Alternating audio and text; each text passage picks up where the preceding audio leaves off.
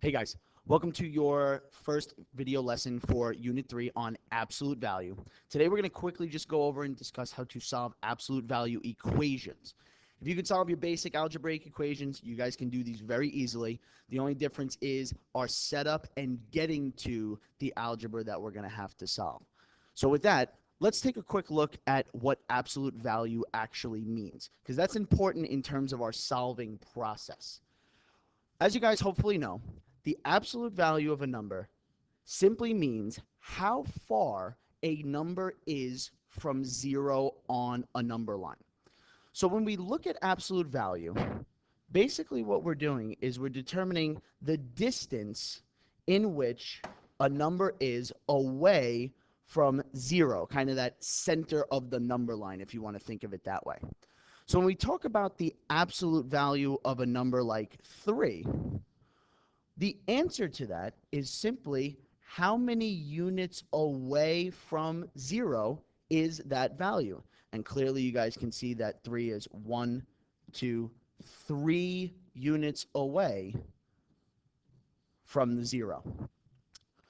Same idea holds true in the negative direction, right? If we're looking at the absolute value of -3, we're looking at the same concept. The difference being we're working in a negative direction on the number line. But once again, the distance that value or that number is from 0 is still 1, 2, 3 units. So a couple things I want you guys to just note from here. First, notice that both our answers are positive values. The reason that is true is because, again, absolute value is a distance. It's an actual length or measurement from 0. Secondly, you notice that two completely different values, one of a positive form and one of a negative form, happen to have the exact same absolute value or the exact same distance from 0. That point is what's most important when we look to solve these types of equations. Right? So here's what your typical absolute value equation would look like. You're going to have some sort of algebraic expression in your absolute value, and then we're going to be equal to either a numerical value or in some cases an algebraic value. And I'll show you an example of each. To solve these, it's pretty straightforward. First, we're going to look to isolate the absolute value. In other words, on one side of the equal sign, the absolute value must be all by itself. In the case of our example that we have here, that's already done for us. So we're pretty much set up and ready to go. Now it's all about creating your equations. From there, we are going to create two equations to solve. Notice, though, that we want one to equal a positive value and the other to equal a negative value. That actually goes back to the point before. Remember, we saw that both positive 3 and negative 3 both shared the same exact absolute value. That's why when we go to our actual setups, we create two equations, one that's equal to the positive value and one that's equal to the negative value. Notice, though, I did not change what was in the absolute value bars in any way, shape, or form. This expression right there, that 4n plus 7, remains exactly the same. The only change is the value in which we are equal to.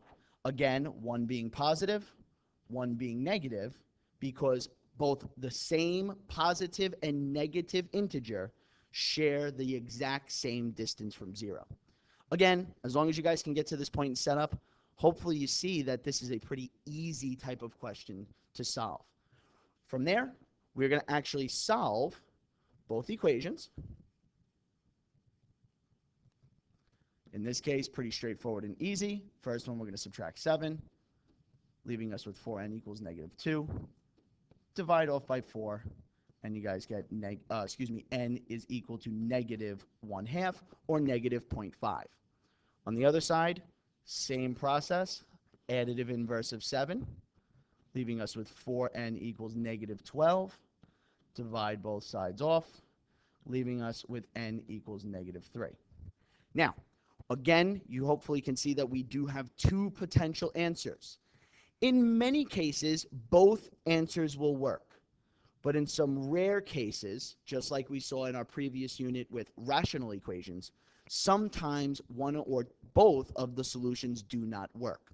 So you're just going to do a little mental check, plugging into the variable, both values. All right, once you're going to do the negative 1/2, the other you're going to do the negative 3, and check to see if both give you an answer of 5. In the case of this example, guys, both solutions do work nicely. So pretty straightforward. Two equations, solve them both, pretty easy algebra. It's all about getting to the process or getting to the equation to solve. Before I let you guys go, I just want to make a couple of quick points for you. And that's what I want you to see in example 2 and 3. Notice in example 2, we have this value of 3 being added to the absolute value. Well, if you remember from before, that first step was to isolate the absolute value.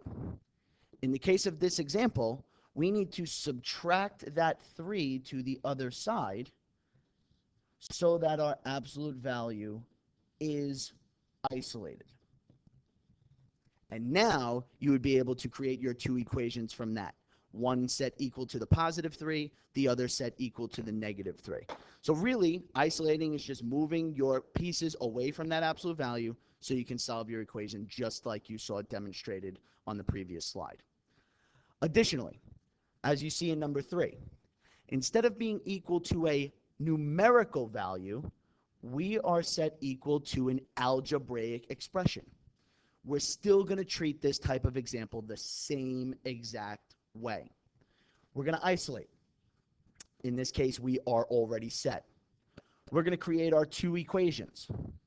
One of the positive form, which is exactly what you see without the absolute value bars, and one in the negative form. And to do that, we must change the signs of each term on the right side of that equation.